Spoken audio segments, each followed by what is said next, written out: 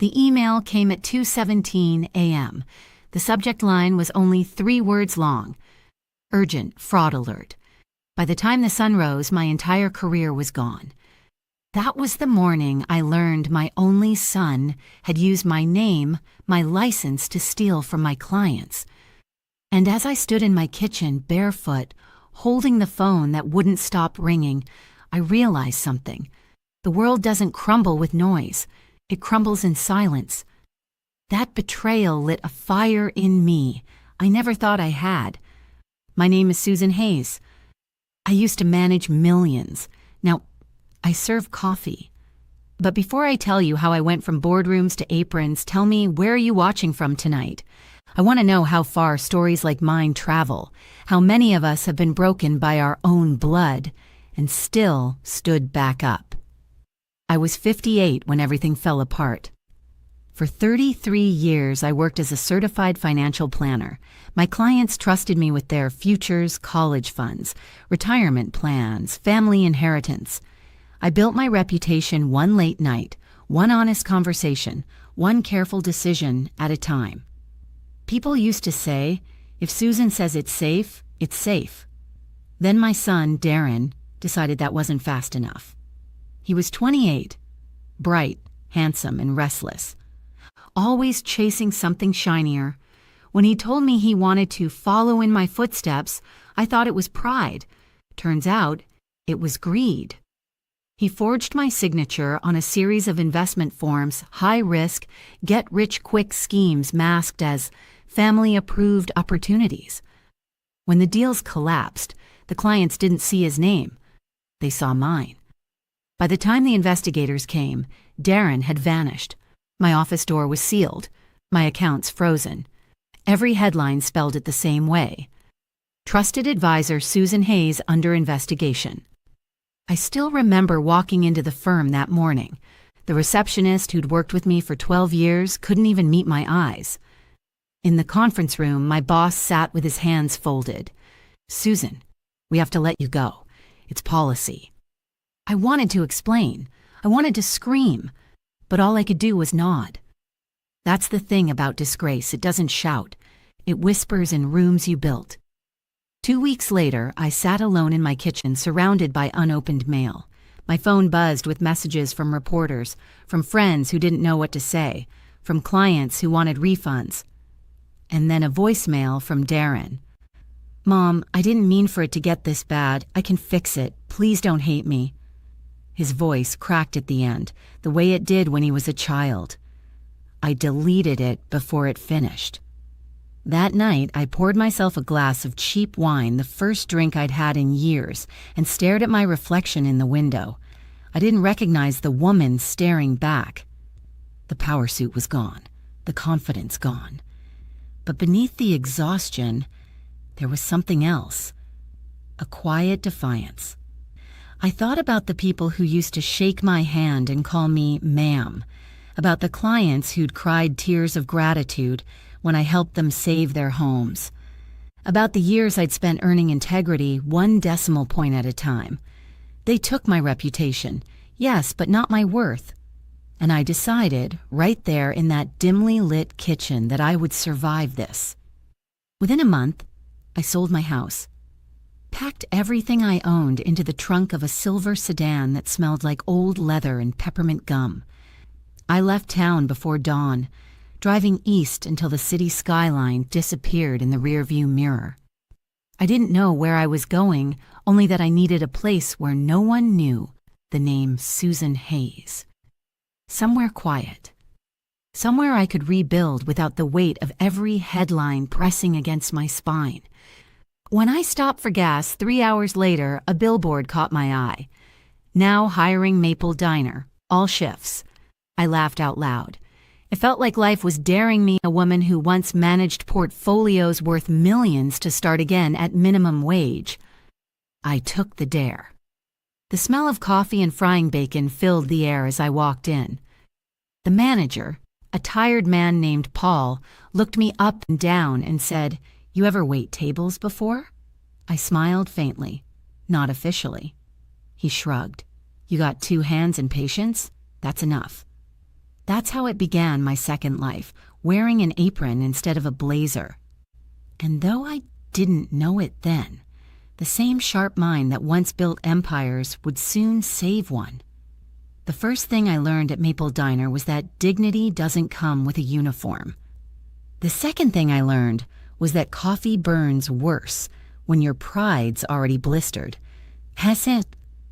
By the end of my first week, my hands smelled permanently of dish soap and cinnamon syrup. My feet ached in ways my heels never had, and every, "Ma'am, can we get more napkins?" chipped away at the woman I used to be. But I kept smiling, because I needed to remember what honesty felt like again. Paul, the manager, was the kind of man who'd seen too many people come and go to bother with small talk. "You do your job, you keep your tips, and you stay out of drama," he said on my first day. "That's all I ask." "Fair enough," I replied. There was Jenna, too. 23, all freckles and fire, with a laugh that could melt through the 6 a.m. silence. She reminded me of who I used to be before spreadsheets replaced sunlight. "You're too graceful to be new," she said once, balancing a tray of pancakes. I just smiled. Old habits. No one at Maple knew who I was. Not the woman who used to advise CEOs, not the mother whose son's greed had burned her career to ash. Here, I was just Susan, the quiet lady who moved like she'd done this before. It wasn't easy, though. There were nights when the humiliation clung to me like grease. Once, a customer spilled his coffee and barked, "You're lucky you've got a job, lady." And the part of me that once negotiated 6-figure deals wanted to say, "You have no idea who you're talking to." But I didn't. I just wiped the spill, smiled, and said, "Of course, sir." That smile, that silent endurance became my armor. I'd go home after every shift to a small rented apartment above a laundromat. The walls were thin enough to hear the hum of dryers, the laughter of strangers. Some nights, I'd sit by the window, watching people rush home from their jobs, and I'd whisper to myself, "You're still here, Susan. That counts for something." 3 months in, I had the diner's rhythm memorized, the pre-dawn stillness before the breakfast rush, the clatter of silverware, the smell of bacon fat in the air. I found a strange peace in the repetition.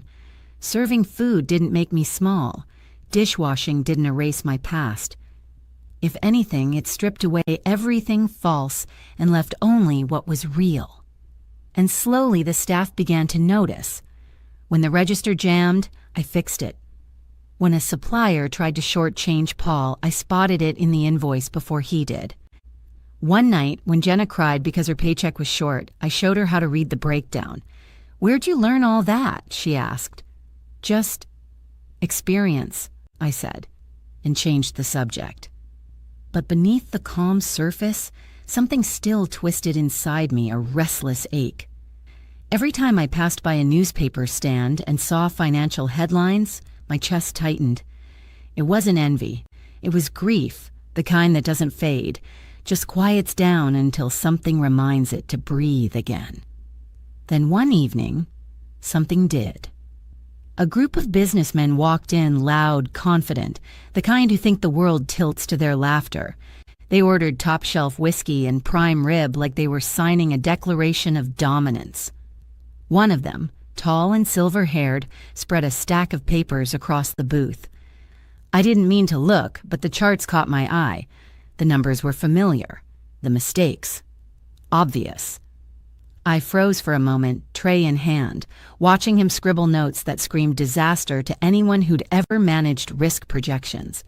But I reminded myself, you're not that person anymore. You're a waitress. And yet I couldn't look away. He waved his glass at me.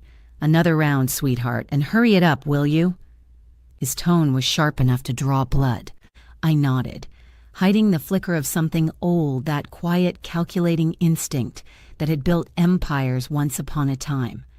Later, when I brought the drinks back, he laughed with his friends about idiot advisors who didn't see the market collapse coming. That's when I said it soft, almost offhand. "Maybe your numbers are wrong." He turned. "Excuse me?" I shrugged. "Just saying, your debt ratio's upside down. You're over-leveraged, probably 6 months from bankruptcy if you don't pivot." The table went silent, then came the laughter. "Financial advice from a waitress," he said, raising an eyebrow. "Sure, why not?" I smiled, poured his drink, and walked away. Behind me, I heard him mutter, "People these days." But there was a tremor in his voice that told me I'd hit something true. That night, as I wiped down the counter, Jenna nudged me. "What was that about?" "Nothing," I said, "just a feeling." But when I clocked out and checked the receipt pile, I froze at the name on his card. Gregory Shaw. I knew that name. He wasn't just another arrogant customer. He was the same man who once outbid me for a major client, the one whose anonymous tip years ago helped the investigation that ruined my career. I stood there in the quiet diner, heart pounding beneath my apron, staring at his signature. And for the first time in months, the fire inside me didn't feel like shame. It felt like purpose. The knock came at 6:04 a.m. Sharp, repeated, urgent.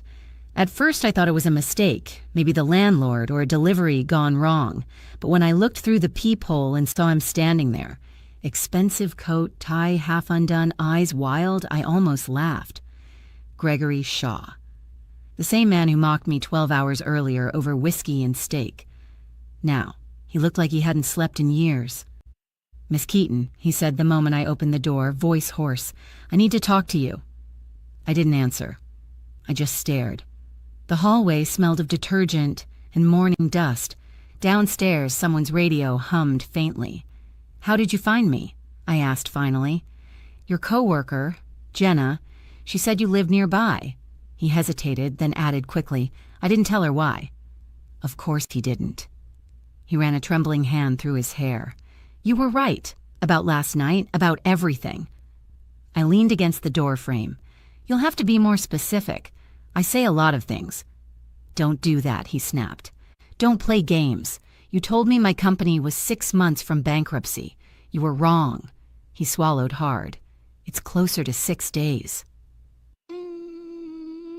He stepped inside before I could stop him, pacing across my tiny apartment like it was a boardroom. "My partner's pulled out. Investors are gone. The bank's calling in loans. His voice cracked. "I don't know how to fix it." I watched him unravel, the same man who once smirked at me over the edge of a crystal glass, now reduced to a panicked shadow of himself. It should have felt satisfying, maybe even righteous. But all I felt was tired. "Sit down," I said quietly. He obeyed, collapsing onto the sofa I'd bought secondhand from a college kid.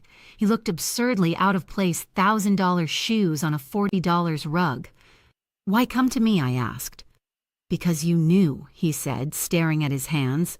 "You saw it in 5 seconds what my entire finance team missed in a year.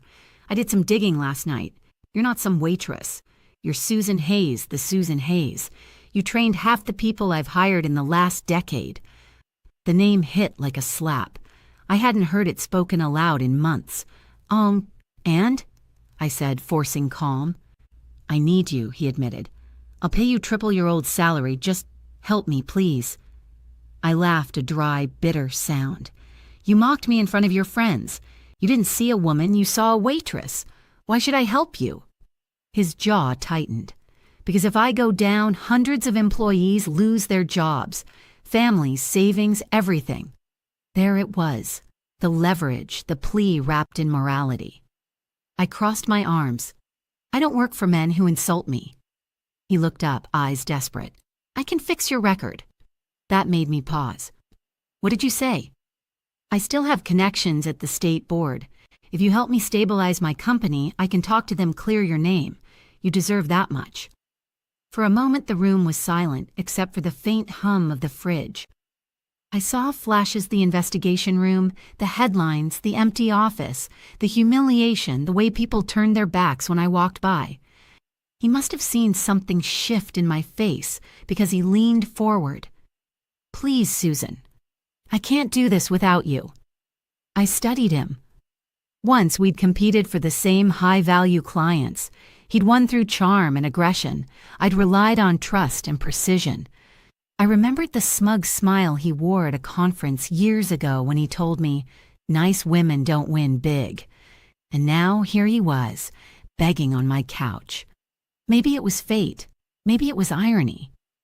Either way, I wasn't done watching him sweat. "I'll look," I said finally. "That's all, no promises." He exhaled like a drowning man breaking the surface. "Thank you. You won't regret this." I smiled thinly. "We'll see." After he left, I sat in silence. My coffee had gone cold. There was a strange calm in the air, like the stillness before a storm. I wasn't sure if I was stepping into redemption or another disaster. But something deep inside me, that old, dormant part that understood the language of power and numbers, had awakened. And as the morning light crept across my kitchen table, I whispered to myself, "This time I'm not saving a man like him, I'm saving myself." Gregory's office was a monument to arrogance, glass walls, skyline views, and the faint, desperate smell of money trying not to die. Wow. When I walked in the next morning, the staff looked at me the way people look at an unexpected storm, curious, uneasy, a little afraid. I could feel their whispers following me down the corridor. Who is she? Why is she with him? Why is the boss walking 2 steps behind her? He didn't even notice. He was too busy panicking over his balance sheets. "All right," I said, placing my notebook on the table. "Start from the top. Show me everything." Gregory slid a folder toward me. "These are our quarterly numbers. We're bleeding from 3 divisions, and our main partner, Sterling Ventures, pulled out last night." I scanned the papers, eyes tracing the disaster he'd tried to disguise. It didn't take long to see it. The fake growth reports, the hidden losses, the desperate borrowing disguised as strategic reinvestment. "Who approved this?" I asked. He hesitated. "I did." "Of course you did," I murmured. "You built a skyscraper on wet sand." He bristled. "You don't need to insult me, Susan." "I'm not," I said calmly.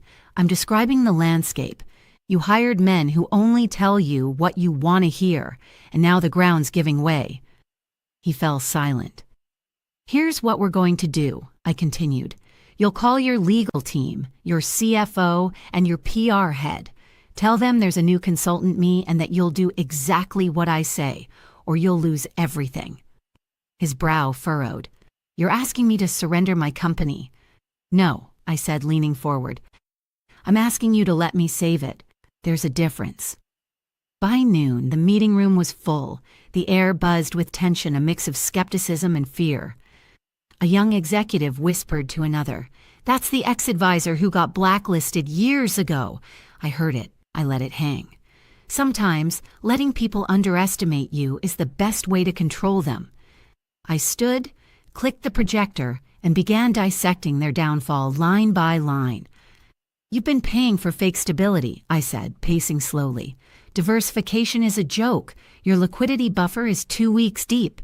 And your risk exposure?" I looked directly at Gregory. "You're leveraged on wishful thinking." They shifted uncomfortably. One man scoffed. "Who even are you?" Gregory's voice cut through the room like a blade. "The person who just saved your job. Sit down." And for the first time in years, I saw it, humility on his face. Hours passed. I worked through every spreadsheet, every unpaid invoice, every toxic loan. My mind was on fire, sharp, alive, free. It was as if the ashes of my old life had turned into armor. At one point, Gregory leaned close and whispered, "I forgot how terrifying competence looks up close." "Don't flatter me," I replied. "Just listen." We mapped out a 3-stage recovery. 1. Freeze discretionary spending. 2. Negotiate emergency credit extensions. 3. Cut 2 subsidiaries to save the core. Painful, brutal, but it would work. When we finished, he just sat there, staring at me like he'd seen a ghost. "You make it sound so easy." "It's not," I said. "You just never had to bleed for it." That night, I stayed in the office long after everyone left.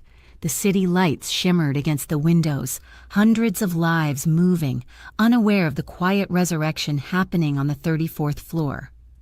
I thought of Darren, of how he'd used my name to destroy what I'd built, and how, by saving Gregory's empire, I might finally earn my way back to myself. I pulled out my phone and opened an old message. "Mom, please don't hate me, sis." I didn't delete it this time. I just whispered, "I don't. But you broke something that took me decades to build." At 2 a.m., Gregory returned with 2 cups of black coffee. "You're still here?" I nodded. "Crisis doesn't clock out at 5. He sat beside me, quiet for a moment. "You could have turned me away, after what I said at the diner." "I could have," I said, "but then I'd be wasting the lesson you just paid to teach me." He frowned. "Which is?" "That power doesn't vanish when people stop believing in you. It just hides until you remember who you are." He stared at me for a long moment, then said softly, "Susan, I think you just saved my life." I looked at him, really looked, and for the first time I didn't see a rival or a rich man trying to control the world. I saw a mirror, a warning of what happens when pride devours wisdom. "Go home, Gregory," I said gently. "Tomorrow we rebuild." He nodded. "Whatever you say." As the elevator doors closed behind him, I leaned back in the chair, exhaustion sinking into my bones. For years, people had taken things from me, my name, my title, my peace. But tonight, in this quiet office above a city that once spit me out, I'd taken something back. Not revenge, not power, but proof that I was never finished.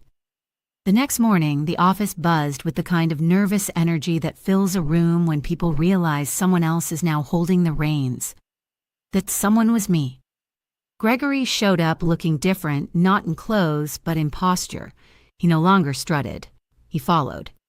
Behind him trailed his CFO, legal counsel, and a few executives who'd clearly Googled me overnight. Their faces carried equal parts suspicion and awe. "Good morning," I said, standing by the whiteboard already filled with notes and timelines. "We don't have time for egos today. We're not saving your comfort zones. We're saving your company." No one argued. The first week was chaos. I barely slept. Days blurred into nights, coffee into adrenaline. I tore through their financial labyrinth, one misleading report after another, until I found what I was looking for, the real reason the company was dying. Gregory hadn't just made risky investments. He'd trusted the wrong people. A partner named Ellison, who'd been quietly siphoning funds for 2 years. When I laid out the evidence in the conference room, the silence was heavy enough to choke on. Gregory looked like someone had punched the air out of his chest. "You're sure?" I turned the screen toward him. "Every transfer, every falsified invoice. He's been bleeding you dry while telling you it's growth." He sat back slowly, face pale. "My God." I crossed my arms. "Your God had nothing to do with it. This was pride. You built a kingdom on trust and never checked the locks." For once, he didn't argue. He just nodded, eyes hard. "Then we lock him out today." By the end of that week, Ellison was gone, escorted out by security while the staff whispered behind glass doors. Gregory signed a stack of documents that put me in temporary control of all restructuring operations. "Temporary," he said, hesitating with the pen in his hand. I met his gaze. Of course. But we both knew better. The next phase was brutal. We closed 2 divisions, liquidated 1, and froze all executive bonuses. The backlash was immediate angry emails, threats of resignation, boardroom whispers that I was overstepping. I'd heard it all before, from men who mistook control for competence. But when the first quarterly report came back, profits stabilizing for the first time in 18 months, the whispers died. Gregory came to my office one evening, holding the report like it was something sacred. "You did it," he said quietly. "We're not just surviving, we're solvent." I looked up from my notes. "You sound surprised." "I shouldn't be," he admitted, "but I am." He sat across from me, watching me in that curious, almost reverent way. "You know," he said, "when I saw you at that diner, I thought you were broken." I smiled faintly. Maybe I was, but sometimes the only way to rebuild is to be unrecognizable. Later that week, we met with the board. Gregory introduced me as the consultant who saved this company, but before he could continue, I interrupted. "Let's be clear," I said, standing. "I didn't save your company. I forced it to face itself, and now you'll do the same." Then I slid a folder across the table, my conditions. 1. A full notarized letter to the Financial Licensing Board, publicly clearing my name. 2. Reinstatement of my professional credentials. 3. A press statement crediting me for leading the company's recovery plan. The room went silent. One board member, a smug man in a navy suit, said, "That's excessive." I leaned forward. "So is losing everything because of someone else's lies." Gregory didn't even blink. He picked up the folder, flipped to the signature page, and signed. "There," he said, "done." That night, after everyone left, I stood by the window overlooking the city. Neon lights shimmered on glass towers, each one a monument to ambition and delusion. For the first time in years, I didn't feel small beneath them. Gregory joined me quietly. "You're free now," he said. "Freedom's not the goal," I replied. "Clarity is." He nodded slowly. "So what will you do now? Go back to the world that turned on you?" I looked at my reflection in the glass, the faint streaks of gray in my hair, the steady calm in my eyes. "No," I said, "I'm not going back. I'm going forward, just not where people expect." Before leaving that night, I placed a single envelope on Gregory's desk. Inside was a simple note. "You were never my enemy, just my reminder of what happens when arrogance outruns wisdom." And beneath it, my final invoice. Not for money, but for gratitude. He found it the next morning, and for once, he didn't call. He understood. Driving home, I thought about Darren again, about the wreckage his choices had left in my life, and for the first time, I didn't feel hatred. I felt distance, the kind that comes when pain stops defining you. He'd made me lose everything. But that loss had carved out space for this version of me, one that didn't need anyone's permission to stand tall. As I pulled into my driveway, the radio played faintly, a song I used to hum when I worked late at the office years ago. It didn't make me sad anymore. It made me grateful. Because somehow, through all the noise, I'd found my own quiet rhythm again. The letter arrived 3 weeks later. Why? Plain white envelope, no return address. But the handwriting, I'd know it anywhere. Darren. For a moment, I just stood in my kitchen, the envelope trembling in my hand like it was made of glass. I wasn't sure if I was ready to open it. There are wounds you learn to live around, not through. When I finally tore it open, a folded page slid out. His words were uneven, smudged, like they'd been written through tears. "Mom, I know you don't owe me a single second of your forgiveness, but I'm asking for one. Just 1 second to say I'm sorry. I ruined everything you built, and I ruined the one thing I can never rebuild.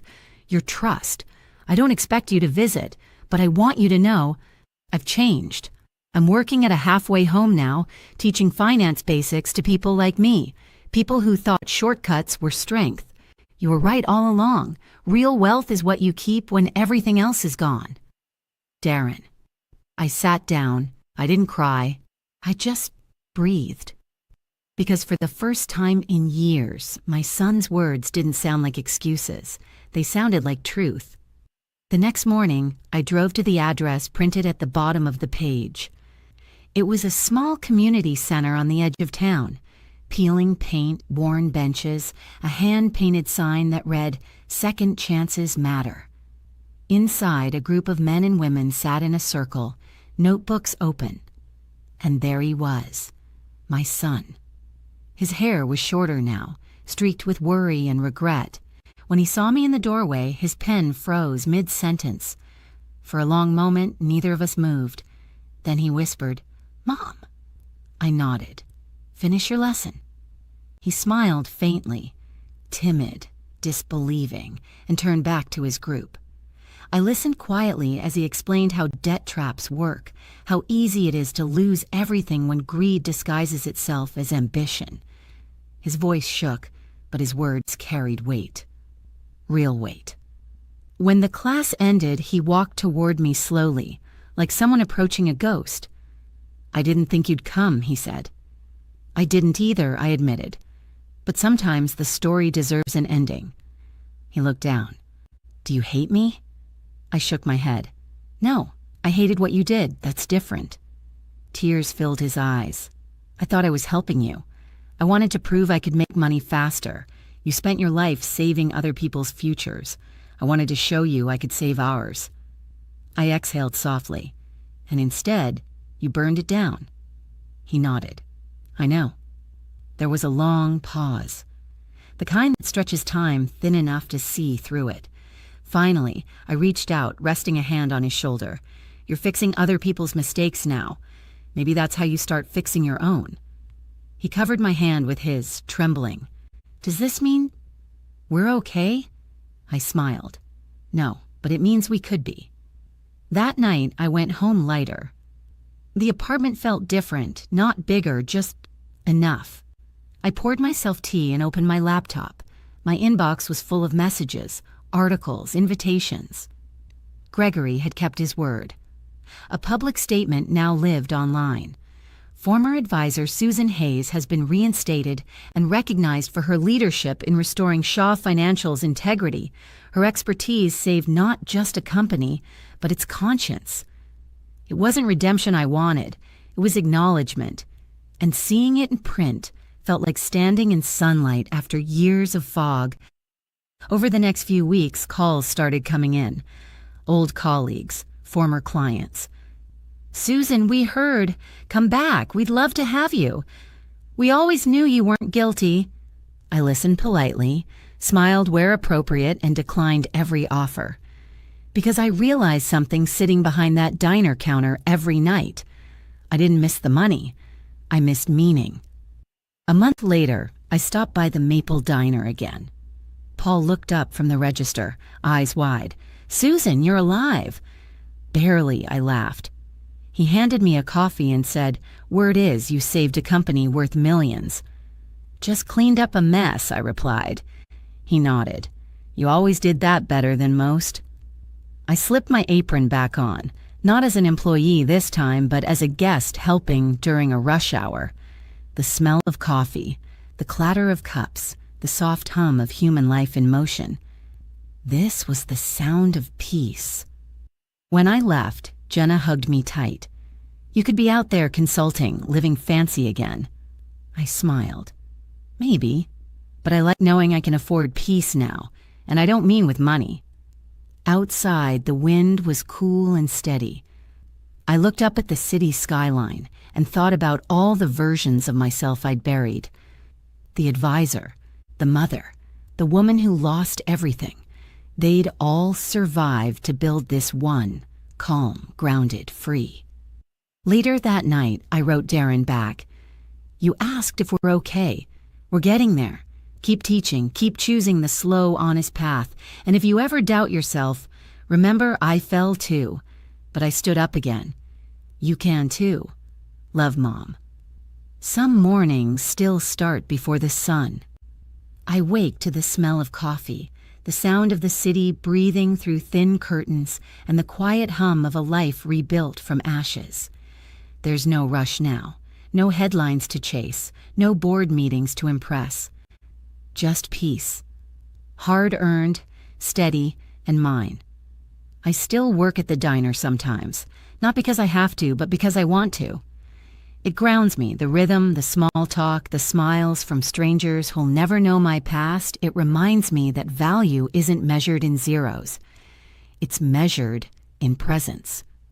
One morning, a new waitress, barely 20, nervous and shaky, dropped a tray of dishes. They shattered across the floor. Everyone turned to stare. Her face went pale, her eyes wet. "I'm so sorry," she whispered. I knelt down beside her, helping gather the pieces. "It's just glass," I said softly. "Not your worth." She looked at me like no one had ever said that to her before. As we cleaned up, I caught my reflection in the chrome counter, older, yes, but calmer, softer. There was strength in that softness, the kind that doesn't need to prove anything anymore. After my shift, I took a walk by the harbor, the same place I used to sit during the worst nights of my downfall. Back then, I'd stare at the water and wonder how everything could change so fast, how a name that once opened doors could suddenly lock them. Now, I looked out at that same horizon and smiled. Because the truth was, I didn't lose myself back then. I just got stripped down to what mattered. The world took my reputation. It took my career.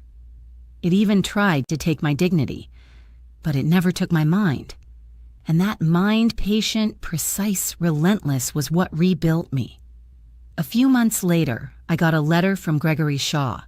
Short, handwritten, almost humble. "Susan, the company is thriving. Investors trust us again. The board still talks about you like a myth. I wanted you to know your methods changed more than our numbers. They changed me. If you ever want your old seat back, it's yours. Gregory." I folded the letter, smiled, and slid it into a drawer. Some doors are better left closed, not out of bitterness, but completion. On Sundays, Darren visits sometimes. We don't talk much about the past. We sit on my porch with 2 mugs of tea and watch the sun dip behind the rooftops. The silence isn't awkward anymore. It's healing. Last week, he told me he's saving to start a small financial literacy program for at-risk youth. He grinned and said, "Guess it runs in the family." I laughed, not the bitter kind, but the kind that releases years of weight. "Just promise me," I said, "you'll never build anything faster than you can carry it."